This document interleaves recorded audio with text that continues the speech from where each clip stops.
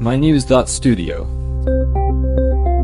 The Dubai skyline is glowing tonight, but it's under record-breaking heat. Nearly 200 countries have just agreed, for the first time, to move away from fossil fuels.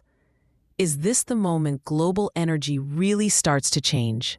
Today is October 30th, 2025. Let's jump in.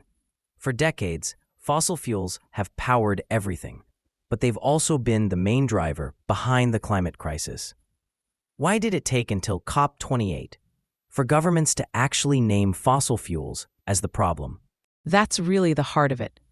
Previous climate summits avoided mentioning fossil fuels directly, mostly because oil-producing countries pushed back.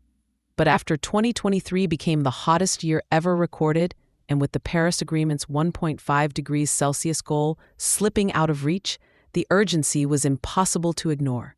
So in Dubai, after all-night negotiations, almost 200 nations agreed to, and, I'm quoting, transition away from fossil fuels and energy systems in a just, orderly, and equitable manner, with a goal of net zero by 2050. In a just, orderly, and equitable manner, with a goal of net zero by 2050. That phrase, transition away, really stands out. It's not a phase-out, but it's the first time a global deal actually calls out fossil fuels. What else is different about this agreement? Several things stand out. The agreement calls for tripling the world's renewable energy capacity and doubling energy efficiency by 2030. It also puts the Loss and Damage Fund into action. That fund is supposed to help vulnerable countries recover from climate disasters. And then there's the global stocktake.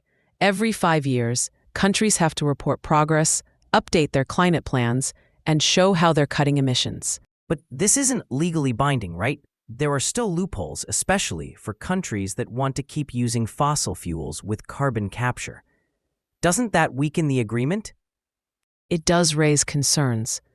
The language around transition leaves room for continued fossil fuel use, especially if carbon capture is involved.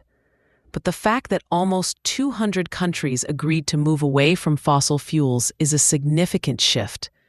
The real test comes next. Governments have to update their climate plans, or NDCs, by 2025, making them more ambitious and covering all greenhouse gases and sectors. Let's focus on accountability for a second. How will anyone actually know if countries are following through? That's where the global stocktake comes in. Countries have to submit data, be transparent, and use scientific input from groups like the World Meteorological Organization. The idea is to spot gaps, track emissions, and keep pressure on governments. Still, real accountability will depend on public scrutiny and how much cooperation there is between countries. Finance is another big part. The agreement talks about trillions in investment. Who's paying for all this, and where does the money actually go? That's a crucial question. Developed countries are expected to provide climate finance to help developing nations adapt, build resilience, and shift to clean energy. The Loss and Damage Fund is a first step, but much more will be needed. There's also a push to reform global finance rules so countries facing high risks or heavy debt can get support. You mentioned justice and equity.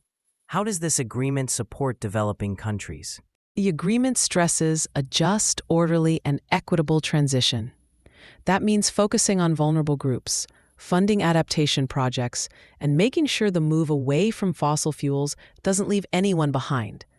Technical support, more money for adaptation, and the Santiago network are part of the support system.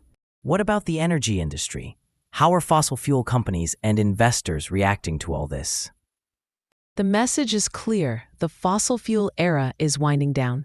We're already seeing energy companies shift more money into renewables, efficiency, and low-carbon technology. There's also growing interest in carbon capture and storage as companies try to adapt to tougher climate rules and stay in business. So, is this really the start of the end for fossil fuels, or just another step that might not go far enough? It's a bit of both. The agreement isn't perfect, it's not legally binding, and there are gaps. But it's the first time there's global consensus to move away from fossil fuels. The direction is set, and there are real targets for renewables and efficiency. The next few years will show if countries can actually deliver. What should listeners keep an eye on next? Watch for updated national climate plans by 2025, more investment in renewables, and how the Loss and Damage Fund is put to work. Also, pay attention to the next global stocktake. Will it really hold countries accountable? World governments have finally agreed to move away from fossil fuels. Will they actually follow through? That's the big question. The future of the planet really depends on it. That was a look at COP28's historic agreement and what it could mean for the future of energy. Thanks for tuning in. Thank you for listening. This episode was brought to you by mynews.studio. You can try it now for free.